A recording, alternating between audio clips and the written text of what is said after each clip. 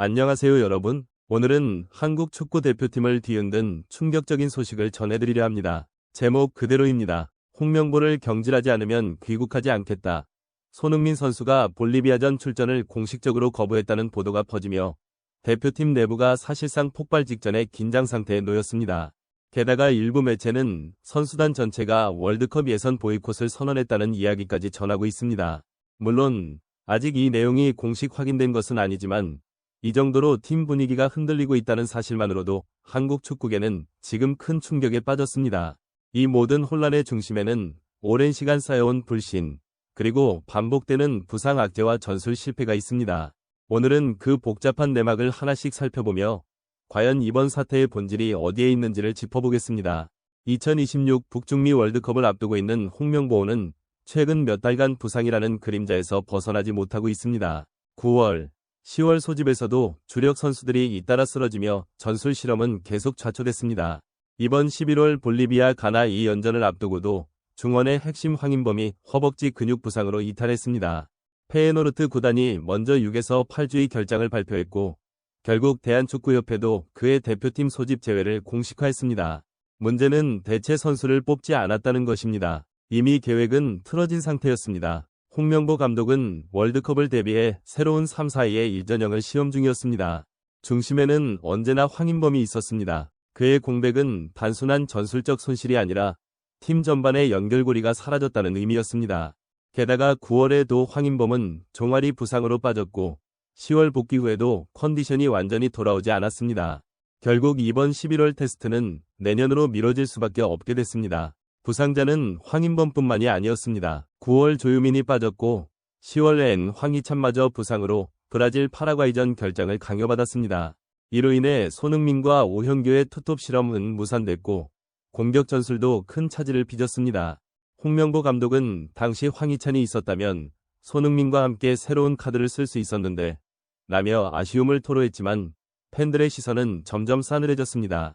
결국 선수들은 매 소집마다 부상자 명단이 갱신되는 현실에 지쳐갔고 팀의 구조적 문제에 대한 불만이 서서히 쌓이기 시작했습니다. 이 피로감이 지금 손흥민의 행동으로 폭발한 것이라는 분석도 나옵니다. 홍명보 감독이 가장 고집스럽게 밀어붙이고 있는 건 바로 3백 전술입니다. 그는 3명의 수비수를 중심으로 중원의 다층적인 압박과 빠른 전환을 구현하려 했습니다.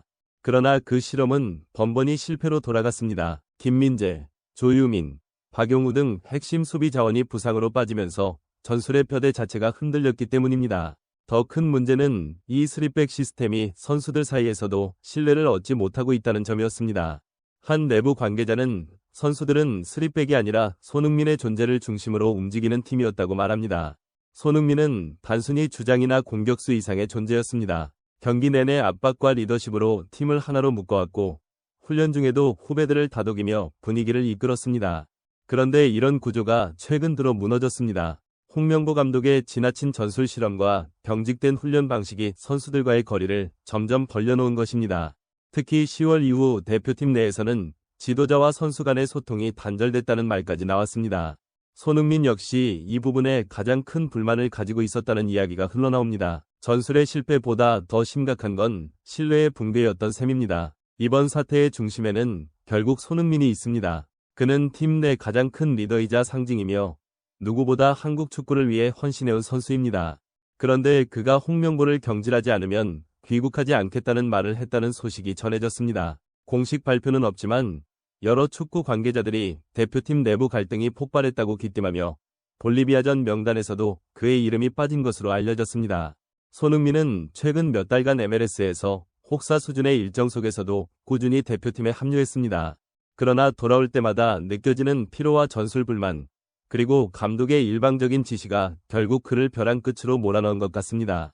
그동안 아무리 힘들어도 대표팀 유니폼을 포기하지 않았던 그가 이번엔 끝내 결정을 내렸다는 점이 단순한 감정적 반응이 아니라 누적된 신뢰 붕괴의 결과라는 걸 보여줍니다. 흥미로운 점은 손흥민의 이런 태도에 공감하는 선수들이 적지 않다는 것입니다. 일부 선수들은 리더의 뜻을 따르겠다며 볼리비아전 출전 거부 의사를 함께 밝혔다는 소문까지 나왔습니다. 물론 이 또한 공식 확인된 사실은 아니지만 팀 내부에서 침묵의 보이콧이 확산되고 있다는 정황은 감지됩니다. 만약 이 사태가 사실이라면 이는 단순한 주장과 감독의 불화가 아닙니다. 한국 축구 대표팀 역사상 유례없는 내부 붕괴 사태입니다. 분명히 해야 할 점이 있습니다. 현재 보도되고 있는 내용은 어디까지나 확인되지 않은 루머입니다. 손흥민이 실제로 그런 발언을 했는지 혹은 선수단 전체가 출전 거부를 선언했는지는 공식적으로 밝혀지지 않았습니다. 그러나 이 루머가 단 몇 시간 만에 한국과 미국, 유럽 축구 커뮤니티를 뒤흔든 이유는 단 하나입니다. 충분히 그럴 수도 있겠다는 대중의 공감이 있었다는 겁니다. 그만큼 지금의 대표팀은 불안하고 홍명보 감독 체제에 대한 신뢰가 바닥까지 떨어져 있습니다. 매 경기마다 전술 혼란과 부상 악재, 그리고 선수단 내 피로 누적이 반복되는 상황에서 팬들은 이제는 손흥민마저 무너지는 것 아니냐는 불안감을 느끼고 있습니다. 저는 개인적으로 이 사태가 단순한 루머이기를 바랍니다. 하지만 만약 이 안에 진심의 조각이라도 담겨 있다면 그건 한국 축구가 더 이상 선수의 헌신만으로 유지될 수 없다는 경고일 것입니다. 시스템과 지도자의 변화 없이는 월드컵이라는 목표도 결국 모래성에 불과하니까요. 지금 이 사태는 단순히 한 경기, 한 감독, 한 선수의 문제가 아닙니다. 한국 축구 전체가 안고 있는 구조적인 문제의 폭발이라고 해도 과언이 아닙니다. 월드컵 예선을 불과 몇 달 앞둔 지금 대표팀은 그 어느 때보다 불안하고 혼란스러운 국면에 서 있습니다. 손흥민이 던진 메시지는 단순히 한 사람의 분노나 불만이 아니라 오랫동안 누적되어 온 신뢰의 균열에 대한 경고음입니다. 그동안 선수들은 묵묵히 따르고 헌신하며 조용히 팀을 위해 희생해왔습니다. 그러나 결국 그 인내가 한계에 다다른 것이 아닐까요? 홍명보 감독 체제는 처음부터 쉽지 않았습니다. 그는 과거의 영광을 바탕으로 지도력을 인정받았지만 시대가 변하고 선수 세대가 달라지면서 그 방식이 더 이상 통하지 않는다는 지적이 많았습니다. 3-4-2의 1이라는 새로운 전술을 도입했지만 핵심 선수들의 부상, 피로 누적, 그리고 지나치게 고집스러운 훈련 방식은 오히려 팀을 지치게 만들었습니다. 전술은 시스템이지만 시스템은 결국 사람으로 움직입니다. 그 사람들이 더 이상 지도자를 신뢰하지 못하게 됐다면 아무리 완벽한 계획이라도 무너질 수밖에 없습니다. 지금 한국 대표팀이 딱 그 지점에 서 있는 것 같습니다. 손흥민이 이번 사태의 중심에 서 있다는 사실은 단순한 우연이 아닙니다. 그는 그동안 누구보다 팀을 위해 헌신한 선수였습니다. 잉글랜드 시절엔 장거리 비행을 마다하지 않았고 피로가 극심한 상황에서도 대표팀 훈련에 빠지지 않았습니다.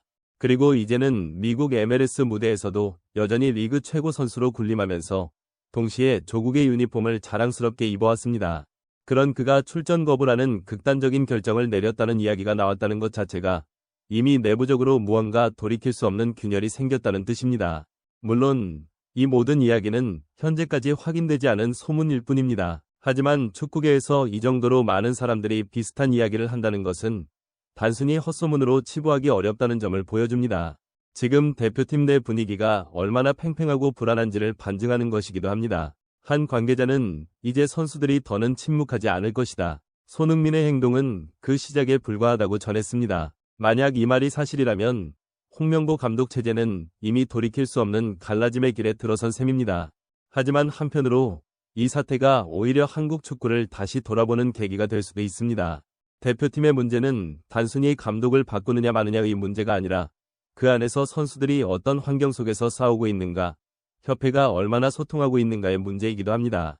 지금처럼 상처가 드러났을 때 이를 무시하거나 덮어버린다면 한국 축구는 더 큰 위기를 맞이할 것입니다. 반대로 이번 일을 계기로 진정한 개혁과 소통이 시작된다면 그 상처는 오히려 강해지는 출발점이 될 수도 있습니다. 손흥민의 결단이 옳았는가에 대한 논쟁은 앞으로도 계속될 것입니다. 하지만 확실한 건 그는 지금 이 순간에도 한국 축구의 상징이자 세계적인 선수로서 누구보다 큰 책임감을 느끼고 있을 것입니다. 그의 선택이 결국 팀을 위한 더 큰 변화를 이끌어내는 계기가 된다면 그건 단순한 반항이 아닌 용기 있는 신호로 기록될지도 모릅니다.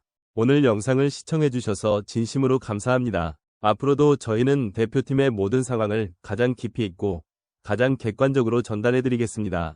이 이야기는 아직 끝나지 않았습니다. 손흥민, 홍명보, 그리고 한국 축구의 운명이 어디로 향할지는 앞으로 며칠, 아니 앞으로 몇 시간 안에 판가름 날지도 모릅니다.